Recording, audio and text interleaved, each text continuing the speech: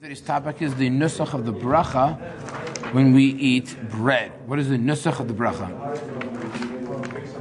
Are you ready? Here we go. What is the nusach? Is it nusach of motzi lechem min haaretz or hamotzi lechem min haaretz? Now, this is not so fair because we know what we say. The question is, how do we arrive at the conclusion? What is the argument surrounding that conclusion? And what is the rationale behind what we say and kind of why we say it? I think you're going to find it quite fascinating, actually. So let's begin grounded in the original source. This is the Gemara in Berachos, source number 1. Tanabana Maihu Omer, hamotzi lechem min haaretz. Rabbi Nechemia says, no, motzi lechem min haaretz. We see this machlokas tanaim over what is the machlokas tanaim over what is the nusach bracha. Amar Rava. Here we go. Now Rava is coming to explain what are they arguing over. Amar Rava. B'motzi kuli amalo pliki. After all, dafik mashma. It's lashon avar, meaning if I use the language of motzi, that for sure everyone agrees is past tense. Meaning, what does God do? God brought, hamotzi, God brought, or drew bread from the ground. Right? As it says, kel motzi mimitzrayim. The God who extracted them, who took them out of Egypt. So what then is the machlokes? Ki plige b'hamotzi. The machlokes is over hamotzi. Rabbanan savrei hamotzi dafik mashma. Rabbanan said, what do you mean? Hamotzi? No. What is the afik mashma? So take a look at Rashi. Afik mashma.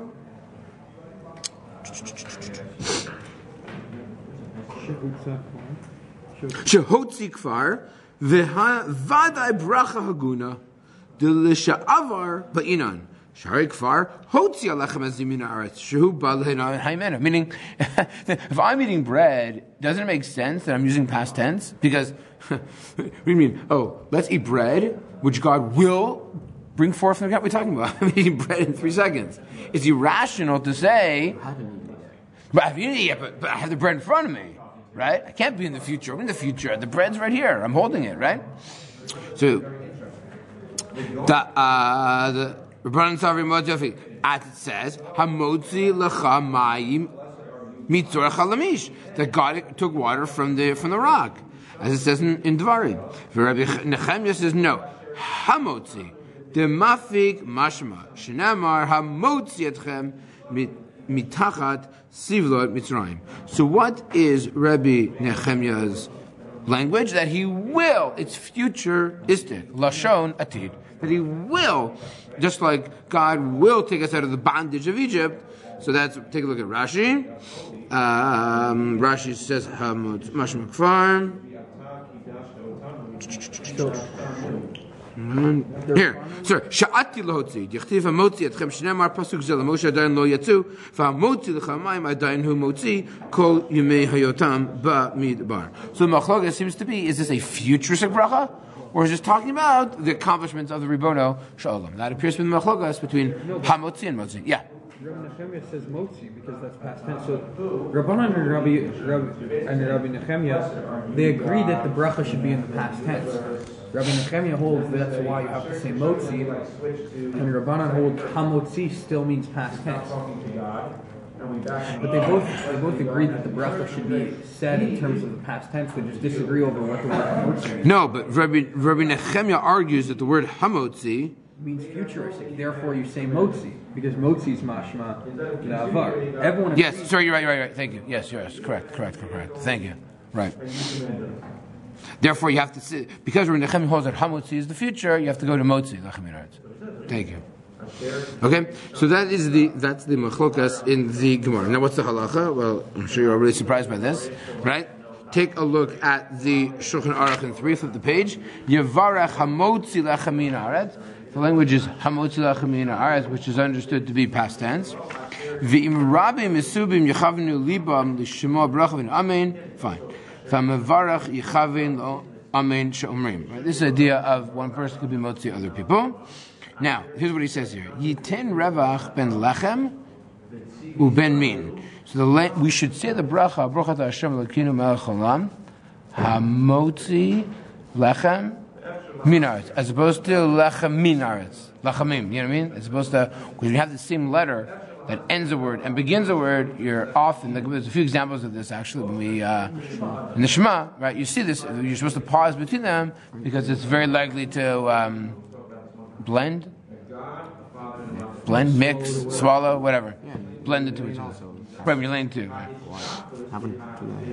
Oh, you're right. So that's what he says to be careful about, and that's what the Mishnah Berurah actually says. However, says Mishnah Berurah, what happens if you made a mistake? Although I'm not sure why you make this mistake, but let's say you said motzi instead of hamotzi. Mishnah Berurah says you are in fact fine with it. Now this is a fascinating bach. I want to show you. What? The only person who would make such a mistake is someone who's like really a Talmudist. Wait, what's the halacha? Is the halacha different than what we say? I don't remember. They say motzi. My whole life. Right. They just learned the Gemara that day. So, okay. Now this, to me, is fascinating. This Bach. This is a very interesting Bach. So, the finus dati nira. The dat Razal, so he says, he's trying to explain Chazal. Levarach hamotzi, davka kadesh yichavin mevarach al, l'sha'avar, v'al lahaba. He says, no, he says, intentionally, what's the advantage of using hamotzi? Since there's the Tanaim. Everyone agrees that it's avar. But since there's an opinion that also says it's atid, therefore you can, shall we say, embedded in hamotzi has two different conceptual ideas. Right? Why are you making this bracha? What is one? That God, yes, and this is, I couldn't believe when I saw this, I was shocked.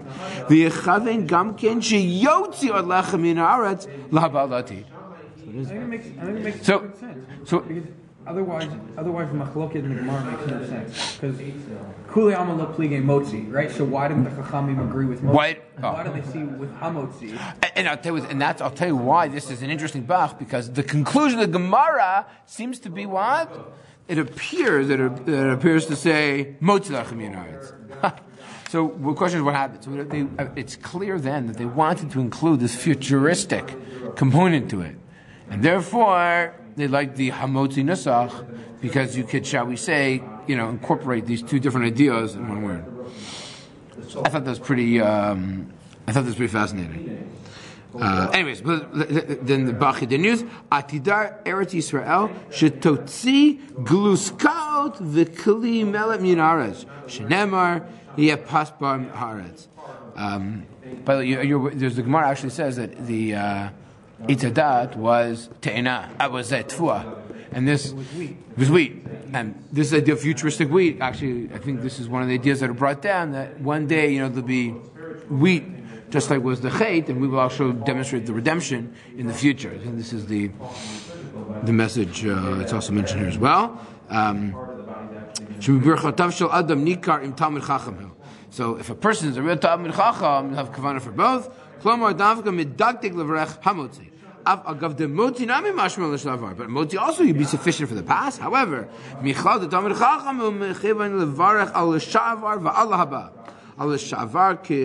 mashmaut pshuto, that's pshata mikra katuv. To see eretz yisrael gluskot min aretz. So you have to be a Talmid Chacham. When you say hamotzi, you have to think that God also in the future will literally produce gluskaot, cakes and cookies from the ground. I have to admit, I learned that this morning. I did not know that before. I don't know. So maybe you're to Danishes. Who knows? Gluskaot Yafe, right? That was our Pesachim Gemara, right? You find Gluskaot Yafe, right? And what do you do on Pesach? You find that. Okay. And we'll just end here with this Aruch HaShulchan. Velin Yereb, the Kavana, Kivno L'Lashon Hovesh, who Kolel Avarvati. He says that it's Lashon Hoveh, Hare Lashon Hamotzi Lachamayim Minatzur and Chule, who Avar V'Hoveh. So now the Aruch HaShulchan wants to say grammatically, when I say Hamotzi Lachamayim Mitzur, the Aruch HaShulchan wants to say grammatically, so again, translated, that would be that God draws, what? Isn't that Moshe talking to Bnei Yisrael? He says, this is, yeah. She's God, Moshe's describing what God did. No, he's describing what he's about to do. No, it's Dvarim. It's Dvarim, no? It's the Gemara said. Yeah. This is in Dvarim. So, no, but it's talking about the past. Or he's talking about the past as the future. When you said, give us, Take a look. Take a look at the context of it for a second. I think Perachet in Dvarim. is it can you say that it's, how is it present?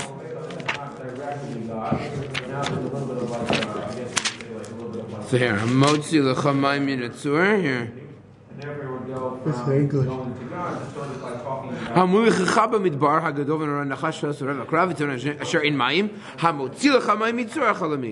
So Art Scroll says, what is Hamotzi l'chamayim min chalamish? Who brings forth water for you from the rock of flint. Who brings forth water for you. So that is actually Hoveh, no? Yeah. He brings forth, right now he's bringing forth water for you. Not that he brought water for you, that he will bring water for you. Yeah. Interesting. Okay? So, one could even rationalize. I've tried to. Rashi actually doesn't say anything. He doesn't explain the pasuk. So the Rosh HaShulchan is actually saying that this pasuk should be understood in Hoveh, and when you speak in the present, it incorporates these ideas as well as Avar and Atid. When you're speaking in the present, what do you mean? Sharei be'et shamar Moshe zeh haya yotzim. What do you mean? They were still having water from the rock currently at that moment, right? For the next little while in the desert. So, motzi lechem lo'olam. And then again, motzi lechem la'olam, that even you bake it and you produce the bread, that God provides bread.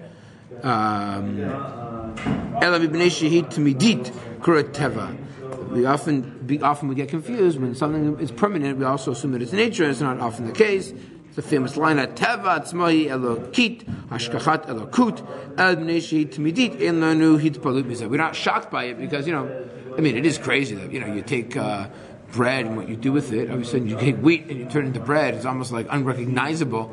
Yet we know it's a huge staple in the world. How do they get the idea of when you heat it up, it explodes, right? Think about it. It explodes and then so when you mix it in with water, it begins to rise, and the heating process kills, right, the expansion of the bread, which is pretty neat, right? So, Not the bread. No, sorry, the yeast, which is the live part. Yeah. The yeast. Yeast makes it expand. Yeah, no, they do. By the way. Yeah. So, but he wants to say is that this idea of bread expanding and bread tasting good, we're so used to it, we don't see it as miraculous. But Rosh HaShulchan says, "Chol davar sheni re'ehu rak Hashem bilvado v'ein od." Good way to end. All right, have a good day, everybody.